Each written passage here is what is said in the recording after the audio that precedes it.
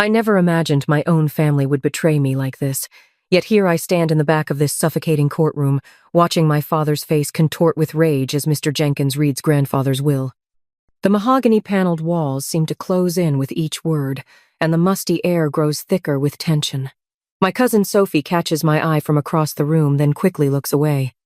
The Carter family ancestral home, including all contents and surrounding property, is hereby bequeathed to my granddaughter, Emma Carter. My heart pounds against my ribs. The room erupts in harsh whispers, a storm of disbelief and anger. Dad's neck flushes crimson as he whips around to glare at me. Uncle Jason grips his shoulder, but his own face betrays the same shock.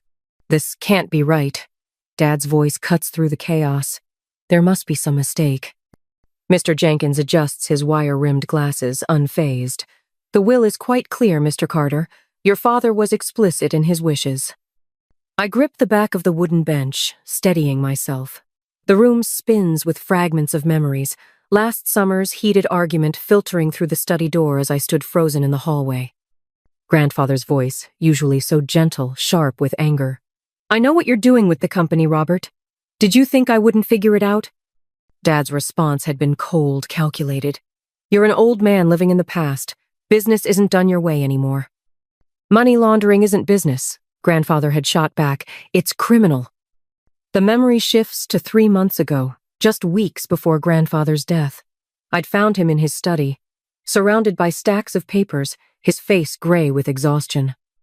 When I'd asked if he was okay, he'd gripped my hand with surprising strength. Promise me you'll protect it, Emma. The house, the legacy, all of it. Don't let them destroy everything I've built. I hadn't understood then. I do now. Emma. Dad's voice yanks me back to the present as he strides toward me, his expensive shoes clicking against the hardwood floor. We need to discuss this immediately. There's nothing to discuss. My voice comes out stronger than I feel. Grandfather made his choice. You don't understand what's at stake here. His words carry a threat beneath their surface. Uncle Jason hovers behind him, conflict etched in the lines around his eyes. The house needs to be sold. The market is perfect right now, and I have buyers lined up. Another memory flashes. Dad's construction company office late one night last month, voices carrying through the thin walls as I'd waited to drop off some paperwork. A man I didn't know speaking in urgent tones. The feds are starting to ask questions, Robert. We need that money cleaned, and we need it fast. My stomach churns. You mean your money laundering operation needs the cash? The words escape before I can stop them, quiet enough that only he and Uncle Jason can hear. Dad's face pales. Watch your mouth, he hisses. You have no idea what you're talking about. But I do. I've seen the signs for months. The mysterious meetings, the shell companies, the way money disappears and reappears through his construction projects. Grandfather saw it too. That's why he did this. The house isn't for sale. I straighten my spine, meeting his gaze. Not now, not ever. You ungrateful little... Dad lunges forward, but Uncle Jason pulls him back. Robert not here, Jason mutters, his eyes darting around the crowded courtroom. I step backward, my heel catching on the carpet. The other relatives watch with barely concealed interest, vultures waiting to see who'll draw blood first. The weight of their stares presses down on my shoulders. Miss Carter, Mr. Jenkins's voice cuts through the tension. There's one more stipulation. The property cannot be sold without your explicit written consent. Your grandfather was quite insistent on this point. Dad's jaw clenches so tight I can see the muscle jump. This isn't over, he growls, turning on his heel. Uncle Jason follows, but not before giving me one last look. Is it warning or sympathy in his eyes? I remain rooted to the spot as the room slowly empties, my mind racing. The house, grandfather's sanctuary, our family's legacy, he left it to me. Not to Dad, not to Uncle Jason, but to me. The responsibility settles heavy in my chest. As I gather my things, my hands trembling slightly, a question burns in my mind. How far will they go to seize what isn't theirs? The answer terrifies me, but I won't back down. Grandfather trusted me with this for a reason. Looking at the will in my hands, I know this is just the beginning. They won't stop until they get what they want, or until I stop them. And right now, I'm the only thing standing between them and everything Grandfather tried to protect. Tell me what you see. I lean forward in Olivia's office chair, my heart thundering as she examines the documents spread across her mahogany desk. The afternoon sun streams through floor-to-ceiling windows, catching dust motes that dance around us like tiny conspirators. Olivia adjusts her wire-rimmed glasses and holds the sale agreement under a digital scanner, her dark eyes narrowing. The pressure points are inconsistent. She taps the screen, zooming in on my supposed signature. See how the lines waver here? And here? She traces the air above two spots where the ink seems to hesitate. Your authentic signatures are more fluid. My stomach clenches as I compare the forged document to my driver's license signature. The forgery is too good. Someone spent serious money to make this happen. Dad's getting desperate. Desperate enough to commit fraud. Olivia's fingers fly across her keyboard, pulling up a digital analysis. Red markers highlight the discrepancies, damning evidence appearing in stark relief. This won't hold up in court. The house is still yours, Emma. Your grandfather made sure of that. A memory surfaces. Grandfather in his study, gripping my hand that last time. Promise me you'll protect it. Asterisk he knew. He must have known Dad would try something like this. Miss Martinez? Olivia's assistant appears in the doorway. Your 3 o'clock is here. Give me 5 minutes. Olivia gathers the documents into a folder, her movements precise and controlled. Emma, we have what we need to fight this. But you should know men like your father when they're backed into a corner. She lets the warning hang in the air. I nod, gathering my purse. I know. Thank you, Olivia. The cafe is nearly empty when I meet Sophie an hour later. She's chosen a corner table, far from the few other patrons. Her hands wrap around an untouched latte, knuckles white with tension. I got your text.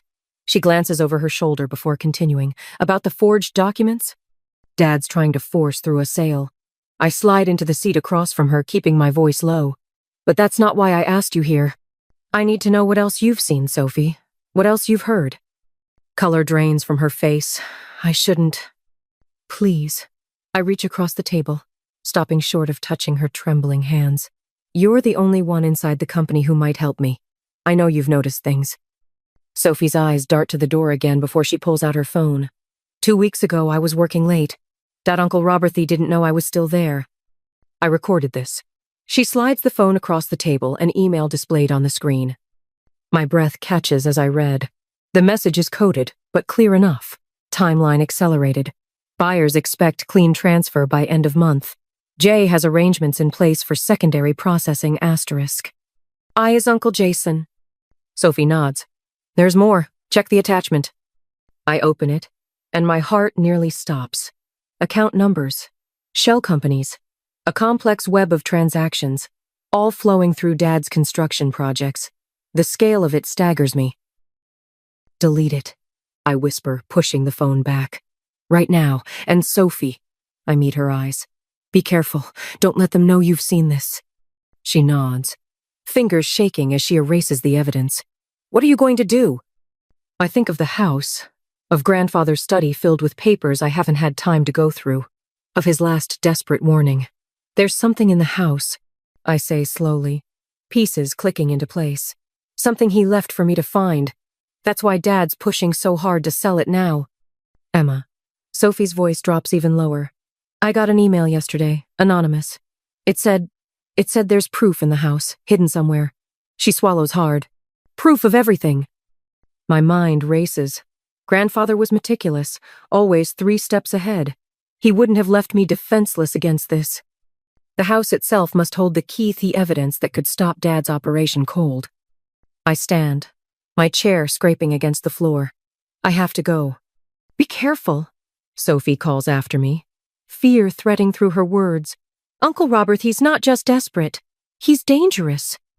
The drive home is a blur of strategy and memory. As darkness falls, I park in the garage and slip into the house through the kitchen door. The study waits upstairs, shadowy and still. Somewhere in this room, Grandfather left his final weapon against betrayal. I just have to find it. On a dusty shelf, his laptop sits untouched since his death. My hands tremble as I lift it, power it on.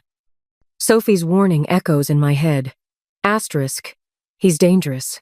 Asterisk, but so is the truth in somewhere in this house.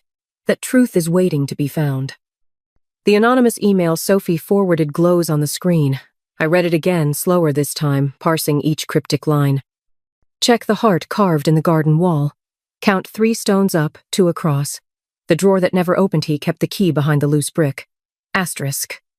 My pulse quickens. The carved heart, I remember it from childhood.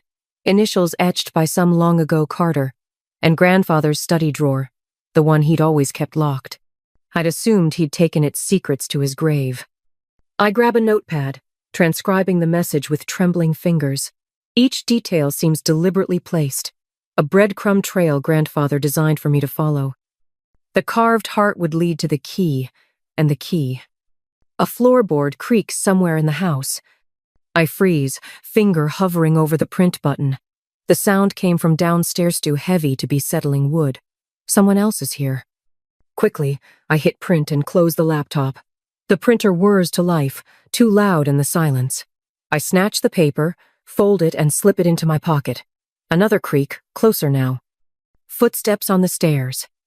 My heart hammers against my ribs as I edge toward the study door. One question burns in my mind, urgent and terrifying. What evidence did grandfather hide that's worth breaking in to find? The footsteps reach the landing. I kill the desk lamp and press myself against the wall, praying the darkness is enough to hide me. Tomorrow I'll follow grandfather's trail of clues. But first, I have to survive tonight. The warehouse stench of mildew and rust fills my lungs as I crouch behind a stack of rotting wooden crates. Olivia and Sophie huddle beside me in the darkness, our breathing shallow and controlled. Through a gap in the crates, a slice of fluorescent light illuminates Dad's face as he paces the concrete floor 20 feet away. Even from here, I can see the sheen of sweat on his forehead. "Time's running out," he snaps at the shadows gathered around him. "The feds are breathing down our necks, and that little brat," the word twists like a knife in my chest, "is refusing to cooperate." A gravelly voice responds from the darkness. "You assured us this would be handled cleanly, Robert." The speaker steps into the light. Vincent Delgado, his expensive suit, a stark contrast to the decay surrounding us. Instead, we've got whispers of an investigation and a paper trail a mile long. My hand tightens around the small recording device in my pocket. Olivia touches my arm, a silent reminder to stay still. "I can fix this," Dad insists, but there's a tremor in his voice I've never heard before. "The house sale will cover everything once it's done." "And how exactly do you plan to make that happen?" Vincent's words drip with menace. "Your daughter holds the keys now, doesn't she?" A muscle twitches in Dad's jaw. "Leave Emma to me. I've got the documents ready. With or without her cooperation, that sale is happening within 48 hours. Sophie stiffens beside me. I don't need to see her face to know what she's thinking. The same thing I am. Forged papers. He's planning to fake my consent. The meeting continues, voices growing more heated as they discuss shell companies and offshore accounts. Each word is another nail in the coffin of the man I thought my father was. Olivia's surveillance equipment captures it all, but the real evidence is branded into my memory. The casual way they discuss fraud, the calculated plans to steal what's rightfully mine. Later, in our makeshift command center, an abandoned office space 3 blocks away, Olivia sorts through the intercepted communications while Sophie paces nervously behind her desk. "He's moving faster than we thought," Olivia says, fingers flying over her keyboard. "Look at these timestamps. The sale documents are already being processed." I lean over her shoulder, scanning the decoded messages. "How long do we have?" "Hours, maybe." She points to a string of encrypted text. "They've got a buyer lined up for tomorrow morning once those papers are filed." "We can't let that happen." My voice is steel, surprising even me. Grandfather trusted me to protect this legacy. I won't let them destroy everything he built. Sophie stops pacing. "Emma, maybe we should talk to Uncle Robert first. Try to reason with him." The memory of his face in the warehouse, cold, calculating, already planning to forge my signature, hardens my resolve. He's had his chance to do the right thing. Now it's time for a different approach. 20 minutes later, I stand in grandfather's study, the weight of generations pressing down through the darkness. The house creaks around me, familiar sounds that used to bring comfort. Now they feel like warnings.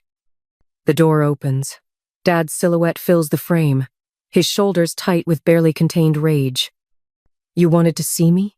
His voice is carefully controlled, but I can hear the storm brewing underneath. Yes. I move to grandfather's desk, place my hands on its worn surface. We need to talk about the forged documents you're planning to file tomorrow morning.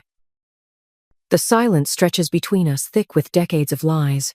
Through the study window, storm clouds gather on the horizon, echoing the darkness in my father's eyes. You have no idea what you're talking about. But there's a flicker of something in his expression. Fear, maybe. Or recognition that his carefully constructed world is beginning to crumble. Don't I? I reach into my pocket, withdraw the recording device. Would you like to hear what Vincent Delgado had to say about it? All color drains from his face. Behind him, Uncle Jason appears in the doorway, his expression caught between loyalty and dawning horror as the truth of our family's corruption finally comes into focus. You stupid girl. Dad's voice trembles with fury. Do you have any idea what you've done? The people you're dealing with are criminals? The word rings through the study. Like you? He lunges forward, hands slamming onto the desk between us. Everything I've done has been for this family. Number. The certainty in my voice stops him cold. Everything you've done has been for yourself. The money laundering, the fraud. You're destroying everything grandfather built. Uncle Jason steps forward, his face ashen. Robert, maybe we should. Stay out of this. Dad whirls on him. Unless you want them looking into your involvement too. The threat hangs in the air, but something has shifted in Uncle Jason's eyes. I see the moment his loyalty fractures, splintering under the weight of too many lies. After they leave, Dad's threats still echoing off the wood-paneled walls, I sink into grandfather's chair, exhausted. Sophie and Olivia hover nearby, their presence a silent comfort as I process what just happened. But something catches my eye, a slight irregularity in the bookshelf behind the desk. Standing, I run my fingers along the spine of the old leather-bound books. There, a gap, almost invisible unless you're looking for it. My heart pounds as I carefully remove the loose panel. Inside the hidden compartment, a weathered journal rests atop a stack of documents. My hands shake as I lift it out, recognizing grandfather's precise handwriting. The first page reads like a confession, a record of everything he discovered about Dad's illegal operations. Emma? Sophie's voice is barely a whisper. What is it? I clutch the journal to my chest, mind racing with the possibilities this evidence represents. It's exactly what we need. My voice catches. Grandfather knew. He knew everything, and he left us the proof to stop them. The study falls silent except for the distant rumble of thunder. In my hands, the weight of the journal feels like both a burden and a weapon. The question isn't just what secrets these pages contain, it's how far I'm willing to go to use them. The crystal chandeliers of the Riverside Conference Hall cast dancing shadows across the faces of Metro City's elite. I adjust my grip on grandfather's leather-bound journal, its presence in my clutch bag both a comfort and a weapon. Across the room, Olivia Martinez catches my eye and gives an almost imperceptible nod. Everything is in place. Ladies and gentlemen, Dad's voice carries across the crowded hall, smooth as aged whiskey. It gives me great pleasure to announce the sale of the historic Carter estate to distinguished developer Ethan Reynolds. My heart pounds against my ribs as Reynolds steps forward, his custom Italian suit and perfectly coiffed silver hair screaming old money. But I know better. 3 days of digging through grandfather's records revealed the truth about Reynolds' empire of shell companies and laundered funds. The Carter estate has been in our family for generations, Dad continues, his rehearsed speech dripping with false sentiment.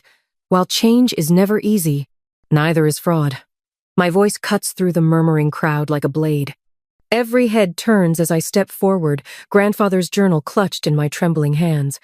Or money laundering, for that matter. Dad's practiced smile falters for just a fraction of a second. Emma, sweetheart, this isn't the time or place for. Actually, it's exactly the time. I open the journal to a marked page, my voice steadier than my racing pulse. Would you like me to read what grandfather wrote about your creative accounting practices? Or should we skip straight to the forged documents you used to try and circumvent his will? The crowd's whispers grow louder. Reynolds takes a step back from Dad, his carefully maintained facade cracking. From her corner, Olivia pulls out her phone, no doubt alerting our contacts in law enforcement. You ungrateful little. Dad starts forward, but freezes as Sophie emerges from the crowd, a USB drive held high. "The encrypted emails are all here," Sophie announces, her voice shaking but determined. "Every transaction, every shell company, every penny laundered through the construction projects." The room erupts in chaos. I catch fragments of shocked conversations, Carter construction, federal investigation. All this time. Dad's neck flushes crimson as his criminal associates begin to edge away, distancing themselves from the impending fallout. Uncle Jason hovers uncertainly at the edge of the crowd, conflict etched in every line of his face. "You have no idea what you're doing," Dad snarls, closing the distance between us. "The people I'm involved with are currently being investigated by the FBI, I cut in, keeping my voice low. "Did you really think Grandfather wouldn't leave evidence? That he wouldn't protect his legacy?" A phone rings, cutting through the tension. Olivia answers, her face lighting up with grim satisfaction. "Detective Hayes," she says, loud enough for those nearby to hear. "Yes, we're all still here at Riverside Conference Hall. You're 5 minutes out? Perfect." The color drains from Dad's face. He looks around wildly, but his allies have already begun to scatter. Reynolds is nowhere to be seen. Even Uncle Jason has disappeared into the crowd. I grip the journal tighter, feeling the weight of Grandfather's trust, of his faith in me. The tide of power has turned just as he planned, just as I promised him it would. "It's over, Dad," I say softly, watching his empire crumble in real time. "Grandfather knew what you were doing with the company. He made sure I would have everything I needed to stop you." Across the room, I catch glimpses of dark suits and badges as law enforcement begins to filter in through the side entrances. Dad sees them too. His face contorts with a mixture of rage and fear that makes him look like a stranger. "This isn't over," he growls, but the threat in his voice rings hollow now. I think of the house, Grandfather's sanctuary, our family's true legacy. Not a fortress for laundered money or a pawn in Dad's schemes, but a home built on integrity and trust. Everything Grandfather fought to protect, everything he entrusted to me. "You're right," I say, standing my ground as Detective Hayes approaches. "For you, it's just beginning."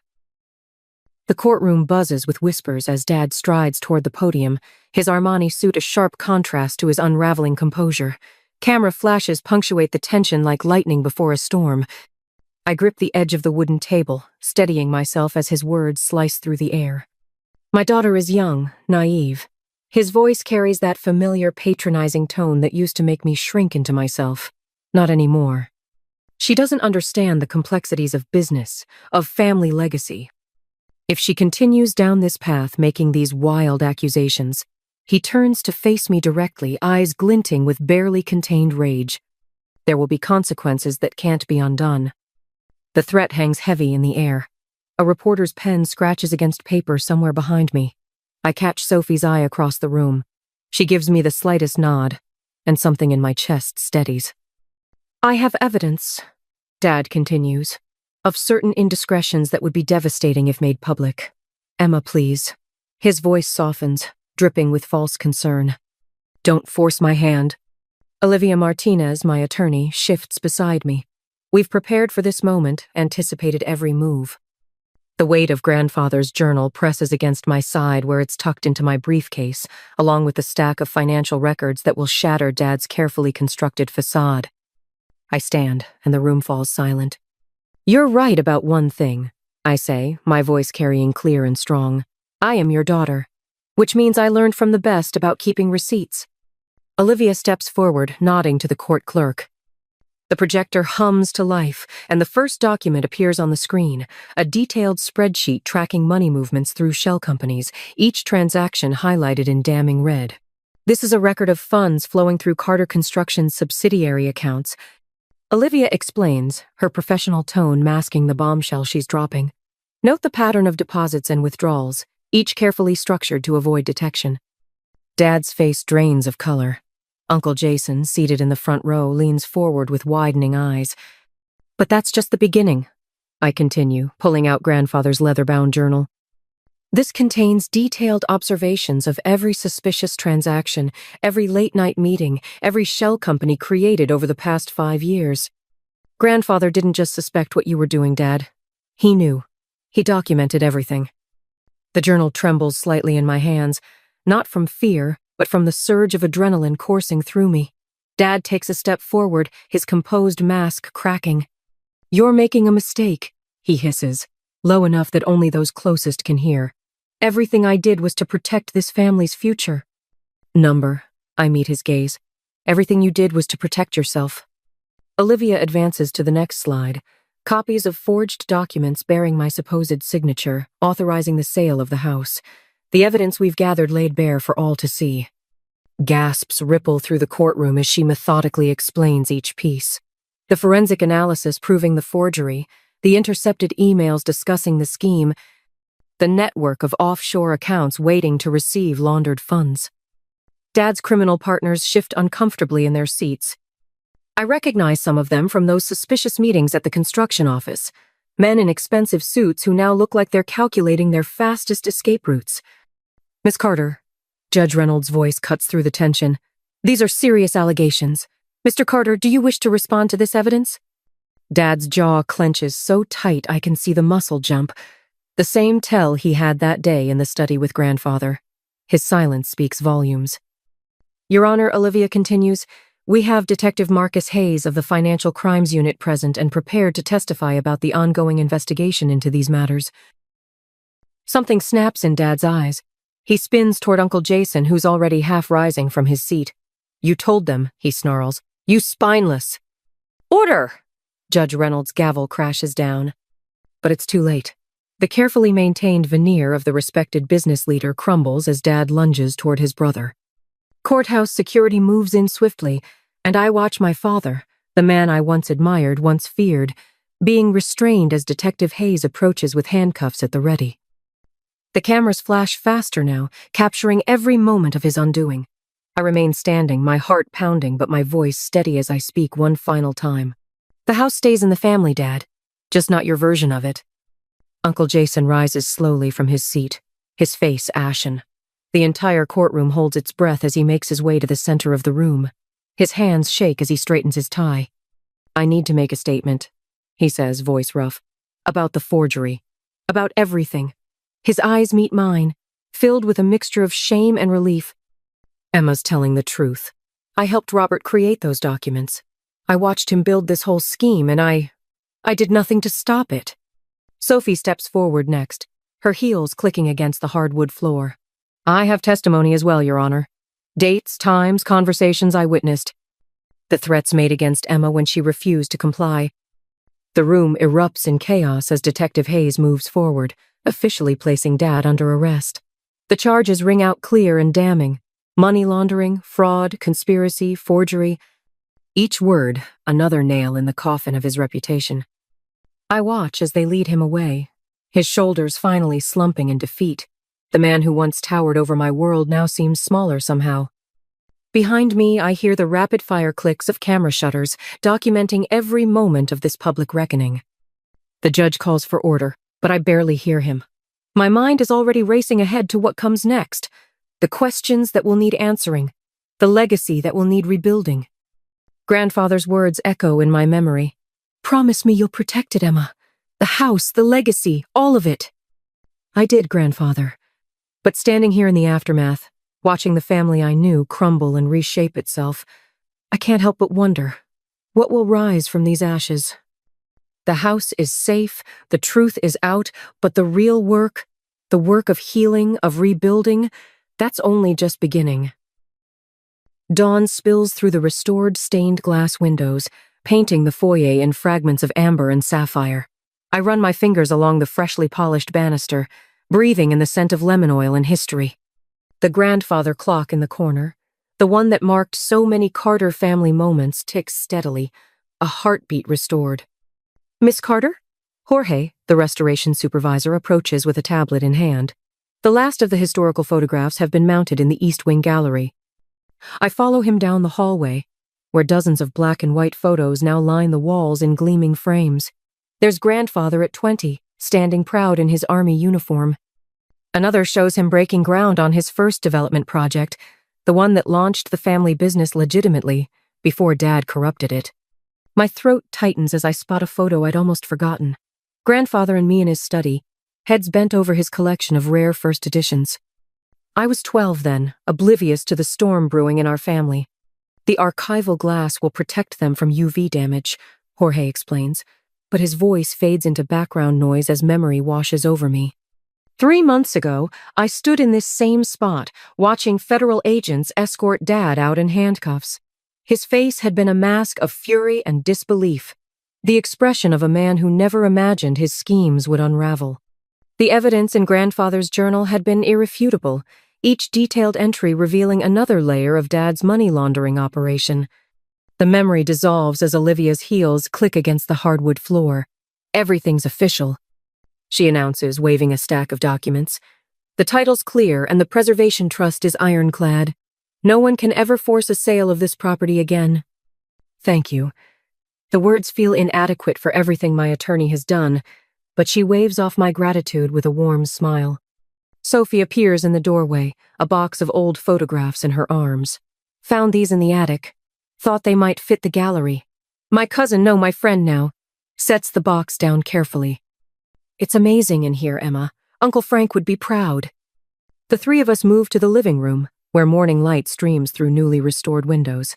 The antique furniture, each piece chosen by Grandfather over decades, gleams with fresh polish. On the mantel, his collection of vintage fountain pens catches the light. I'd found them tucked away in his study, along with the journal that changed everything. Hard to believe this was the same house, Sophie muses, sinking into a leather armchair. Remember how dark it felt during the will reading? Now it's like it can breathe again. I finish, understanding exactly what she means. Olivia spreads the trust documents on the coffee table. The community outreach program is ready to launch whenever you are. 3 local families have already applied for the educational grants. My chest swells with something that feels like purpose. The house will never again be a fortress of secrets and lies. Instead, it's becoming what Grandfather always envisioned, a place of learning, growth, and second chances. Through the bay window, I watch volunteers preparing the garden for tomorrow's community gathering. They're planting wildflowers in beds where nothing grew for years, the colors a riot of purple, yellow, and white against rich soil. One bed has been reserved for the rose bushes Grandfather loved, the ones Dad ordered removed years ago. They'll bloom again next spring. The Grandfather clock chimes 10, its sound resonating through rooms no longer choked with tension and deceit. Each note feels like confirmation, like Grandfather's voice saying, "This is what I protected it for. This is what I knew you could do." Asterisk. I move to the window, pressing my palm against the cool glass. The morning sun illuminates every corner of the property, from the restored Victorian greenhouse to the winding gravel paths. No more shadows, no more secrets, just light, possibility, and the steady foundation of truth that Grandfather helped me build. Ready for tomorrow? Sophie asks, joining me at the window. I nod, watching a monarch butterfly drift through the garden. Ready for everything that comes next.